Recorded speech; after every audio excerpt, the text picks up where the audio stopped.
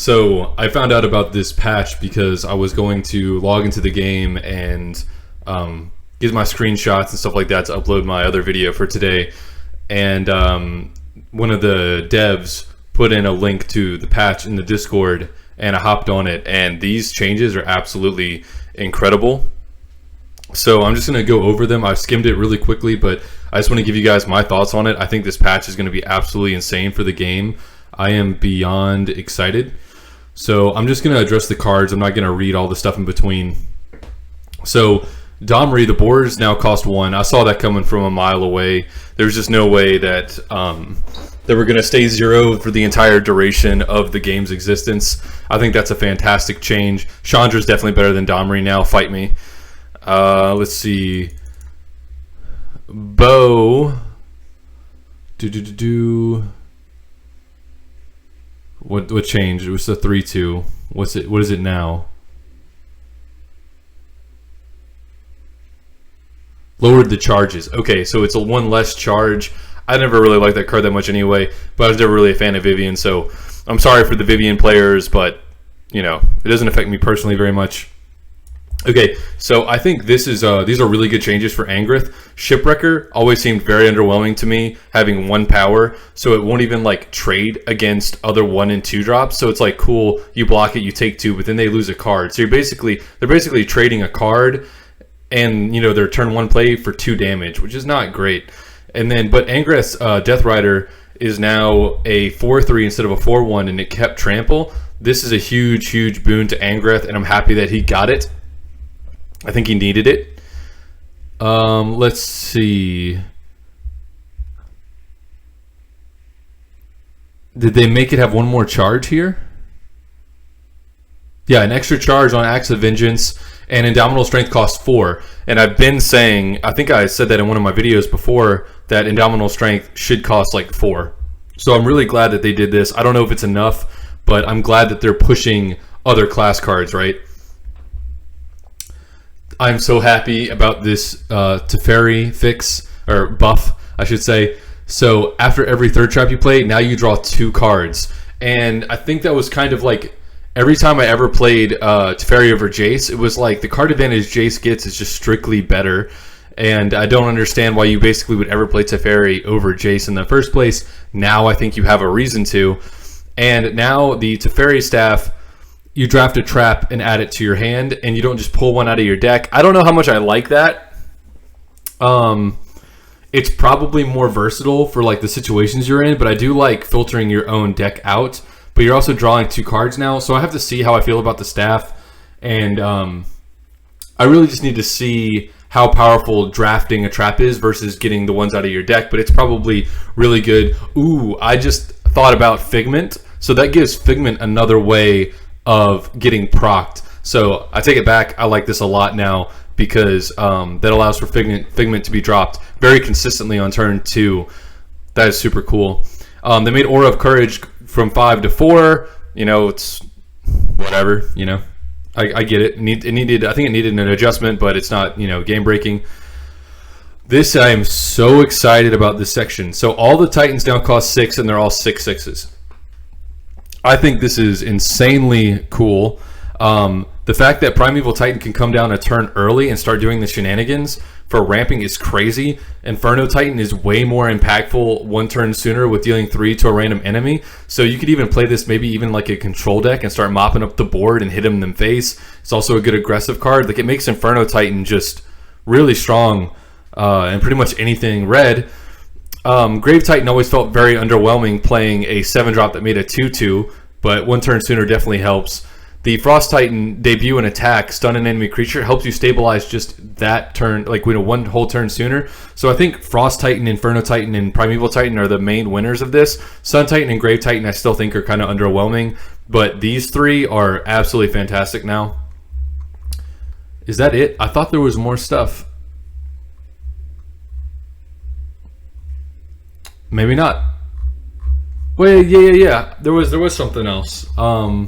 In the other patch notes section that I saw, Ashiok, the Nightmares, they now go into the, I don't know why it's not on this page, but Ashiok, the Nightmares now go into the top 15. so it gives you more time and it helps them not stabilize as early. And someone in my comments who were talking about Ashiok maybe a week or two ago, and that was my suggested nerf, was to put Ashiok, the Nightmares, to put them in the top 15. So they did the exact thing that I suggested they should do to Ashiok, so that's really cool. And not only did they just do that, they made it to where Ashiok Extract Fear costs 2 now, which I think it was a really, really good call. Okay, I went back to the Discord and I found the right page because I knew there was a lot more adjustments, so we went over all the Ashiok stuff. Fire Elemental for Chandra actually went from being a 3-1 to a 3-2. I don't know how significant that is, but maybe I'll test it out now, but I really like my Chandra lists the way they are. But I'm glad that they gave Chandra some kind of attention. Let's see. Okay, they made Dritz reduce his health by 1. They can just delete this Spellslinger out the game. That'd be fine with me. They made Ardent Supporter have 2 power instead of 1. I will now play this if I play Gideon. I did not like playing a 1-drop 1-1. It felt like it wasn't a real card, you know, especially it felt really weak for being a signature card.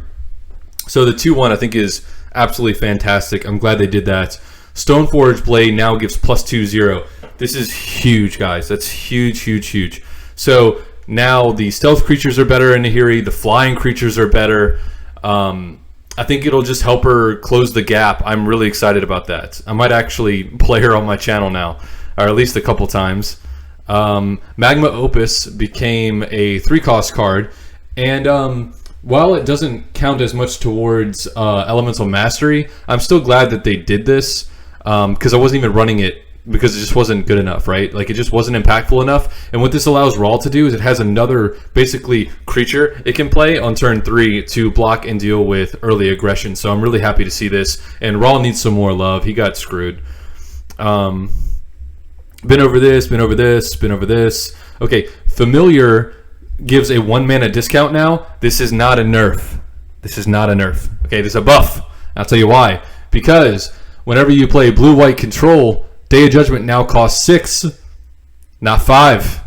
That means whenever you play the Day of Judgment, you're still going to trigger your Elemental Mastery proc. So I will take this all day long. I am happy to see this. I like that very much. I understand outside of that one interaction, it is a nerf, but that's a really, really, really big deal. Okay, now they made the Water Elementals 5 costing 5/4s with Sneak. Okay, so this is fair to me. This is a way of making this not so crazy, so you can't like bounce your own stuff with clear the board, replay them again, and now they're a little bit more interactable with. They lose to like Lightning Helix, Coil, stuff like that. They still die to all the same board wipes that they died to before. So I think this is completely justifiable. It doesn't really hurt the control decks that much. It's just like, hey, this was like obviously absurd before, and it's still, I still think it's gonna be the best class card despite these 2 nerfs. So I'm completely fine with this. Scour the Void became costing 6. That makes a lot of sense to me. I think it's really dumb. Ashiok on 5. Could just put 4 Nightmares in your deck. Not a fan. Glad to see that got hit. Tajik Legion's Edge is now a 5/3 instead of a 4/5, so you can trade into him a lot easier the first time, and so Dritz just doesn't keep getting the legendary attacks through. So this is basically a nerf to Dritz, so I'm ecstatic about this as well. Stormseeker has been changed from a 4/2 to a 4/3. This is probably worth the spot now. The problem with him before was if you didn't get his effect off in any meaningful capacity, he also just traded with like 1 and 2 drops as a 3-drop, and that's not what you wanted. So Stormseeker is definitely much better now. Let's see, Team Captain. It also buffs itself. Okay, I actually think that that's quite good. Maybe in some armor flying decks, that will actually help it out some. I don't know if it's good enough to run still, probably not, but I think the other creatures was never really necessary. It's a 5-cost 4/3. If it was a 5-drop 4/4, then I'd be much more excited about this card, but I'm glad they buffed it. Okay, they made this guy a 1/4 instead of a 2/4. Okay. I like that. Let's see. We're not going with power. This makes the power stealing ray more relevant and makes him less valuable when he gets into close quarters combat. Okay. And the charm ray reduce the cost of a random card in your hand by 2 and raise the cost. Okay, apparently that used to also mess with traps. Okay, and so they fixed that. All right, so that's another nerf to Dritz, basically. So good. And then Caller of the Cursed, I always thought 6 for 4/4 was just really underwhelming. I'm glad to see that it is now 6 power, so it can also get in there on in its own right. I think that was cool. Whoa, Sanctum got a buff. So now it says before the game starts, heal yourself for 2. That's really cool. Starting turn 5, you have a chance to heal yourself for 2. If so, this turn's mana gem is empty. So it doesn't stop you from gaining a mana gem. It just makes it empty instead, and it heals you. That's really cool. I really like that rework. I think it needed it.